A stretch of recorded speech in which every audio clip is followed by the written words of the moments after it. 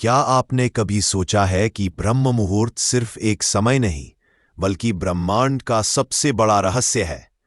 एक ऐसा रहस्य जो जीवन की जटिलताओं को सरल कर देता है, जो आत्मा को अंधकार से निकालकर प्रकाश की ओर ले जाता है। एक ऐसा समय जो न केवल शरीर को ऊर्जा देता है, बल्कि आत्मा को भी गहराई से छू लेता है। एक बार सत्यलोक में जब आकाश शांत था और समय जैसे ठहर सा गया था, नारद मुनि अपने हृदय में एक गहन प्रश्न लेकर भगवान विष्णु के चरणों में पहुंचे। उनकी वीणा से दिव्य संगीत की लहरें उठ रही थीं, लेकिन हृदय में उठती लहरें उससे कहीं अधिक तीव्र थीं। उन्होंने निवेदन किया, हे प्रभु, मैंने अनेक ग्रंथों का अध्ययन किया है, योगियों और संतों से भी मिला हूं, परंतु एक बात मुझे समझ नहीं आती। कुछ लोग क्यों जन्म से ही शांति, तेज और दिव्यता से युक्त होते हैं, जबकि कुछ लोग सदा अशांत, बीमार और दुखों में डूबे रहते हैं? क्या इसका कारण सिर्फ भाग्य है या कोई रहस्य इससे भी बड़ा छुपा है? भगवान विष्णु मुस्कुराए। उनका स्वर शांत और कोमल था। उन्होंने कहा, हे नारद, तुमने जो प्रश्न किया है वह अत्यंत गूढ़ है। इसका उत्तर केवल शास्त्रों में नहीं, अनुभव में छिपा है। यह अंतर उस विशेष समय में छिपा है जिसे हम ब्रह्म मुहूर्त कहते हैं। यह वो क्षण है जब सारा ब्रह्मांड शुद्धतम ऊर्जा से भर उठता है, जब आत्मा और परमात्मा के बीच की दूरी क्षण भर के लिए मिट जाती है। नारद की जिज्ञासा और बढ़ गई। हे प्रभु, वे बोले, क्या आप कोई ऐसी कथा सुना सकते हैं जिससे इस रहस्य का पूर्ण बोध हो सके? भगवान विष्णु ने अपनी आंखें बंद की और बोले, हाँ नारद, एक राजा की कथा है। एक ऐसी कथा जो केवल कथा नहीं, आत्मा की यात्रा है। ध्यानपूर्वक सुनो। बहुत समय पहले पृथ्वी पर एक नगर था, सौम्य नगर। वहां का राजा चंद्रकेतु था, पराक्रमी, बुद्धिमान और प्रजापालक। उसका महल वैभव से भरपूर था, हर प्रकार की सुख सुविधा उपलब्ध थी। फिर भी उसके मन में एक बेचैनी थी, एक खालीपन था जिसे वह समझ नहीं पाता था। रात्रियों को जब सब सोते, वह जागता और अजीब स्वप्नों से घबरा जाता।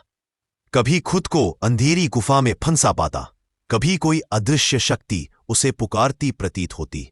समय के साथ उसकी अशांति और बढ़ने लगी। उसने विद्वानों, पंडितों, ज्योतिषियों को बुलाया, पर किसी के पास समाधान नहीं था। और फिर एक दिन, जैसे ब्रह्मांड ने स्वयं उसे उत्तर भेजा हो, दरबार में एक वृद्ध ऋषि पधारे, ऋषि अत्रि। उनकी आंखों में गहरी शांति और मुख पर परम तेज था। राजा ने विनम्रता से उनसे अपनी व्यथा कही। ऋषि ने कुछ क्षणों की नीरवता के बाद कहा, राजन, तुम्हारी आत्मा जागना चाहती है। यह बेचैनी उसी की पुकार है। इसका एकमात्र समाधान है ब्रह्म मुहूर्त में जागकर साधना करना। चौंका। सिर्फ जागने से शांति मिल सकती है? उन्होंने पूछा। नहीं, ऋषि बोले, सिर्फ जागना पर्याप्त नहीं, उस समय की ऊर्जा को आत्मसात करना होगा। ध्यान, मंत्र जाप और आत्मचिंतन के माध्यम से। यह वह क्षण होता है जब ईश्वर स्वयं सबसे निकट होते हैं।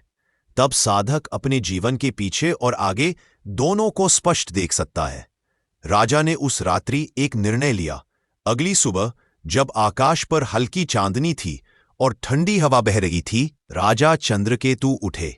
उन्होंने गंगाजल से स्नान किया और ऋषि द्वारा बताए मंत्र ओम नमो भगवते वासुदेवाय का जाप करते हुए ध्यान में बैठ गए।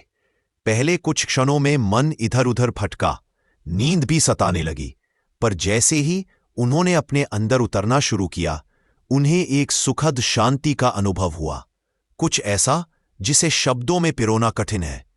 अगले दिन उन्होंने पुनः वही साधना की। इस बार ध्यान के मध्य उन्हें एक प्रकाशमय चक्र दिखा। वह घूमता जा रहा था, समय की गति जैसा प्रतीत होता था। उसी क्षण एक दिव्य स्वर गूंजा, हे राजन, यह काल चक्र है। ब्रह्म मुहूर्त में साधना करने से साधक को काल का बोध होने लगता है। समय क्या है, जीवन क्या है, मृत्यु क्या है, सबका रहस्य खुलने लगता है। तीसरी रात्रि ध्यान की गहराई में जाकर राजा ने अपने पूर्व जन्म को देखा।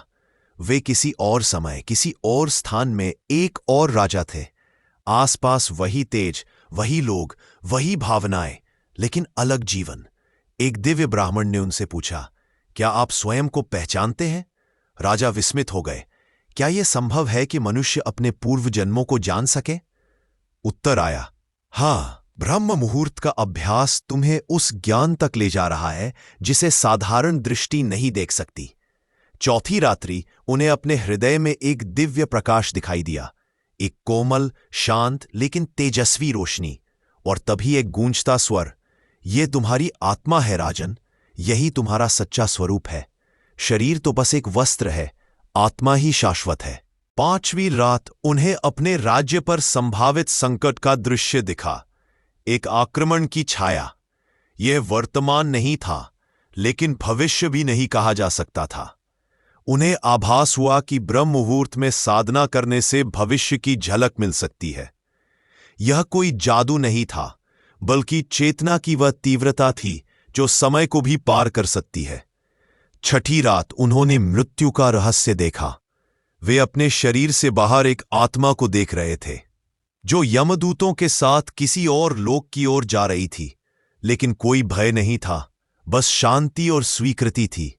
तब उन्हें समझ आया कि मृत्यु अंत नहीं, एक नया आरंभ है। ब्रह्म मुहूर्त का अभ्यास मृत्यु के भय को समाप्त कर देता है। सातवीं और अंतिम रात्रि ध्यान के बीचों बीच उन्होंने एक विराट आकाशीय दृश्य देखा। वहां स्वयं भगवान विष्णु विराजमान थे और उनका स्वर गूंजा, हे राजन, अब तुम उस सत्य के निकट हो जिसे केवल दुर्लभ साधक ही अनुभव कर पाते हैं। यही वह परम सत्य है, न तुम जन्मे हो न मरोगे, तुम शुद्ध चैतन्य हो। अहम ब्रह्मास्मि। प्रिय मित्रों, यह कथा केवल एक राजा की नहीं, यह तुम्हारी भी हो सकती है। ब्रह्म मुहूर्त का यह रहस्य तुम्हारे भीतर भी वही प्रकाश जगा सकता है, वही अनुभव दे सकता है जो राजा चंद्रकेतु को मिला था। परंतु स्मरण रहे, यह ज्ञान तब तक निष्क्रिय रहेगा जब तक तुम स्वयं इसे अपनाओ नहीं। अगर तुम सचमुच अपने जीवन में आत्मिक उन्नति चाहते हो तो उठो, जागो और ब्रह्म मुहूर्त को अपने जीवन का हिस्सा बना लो।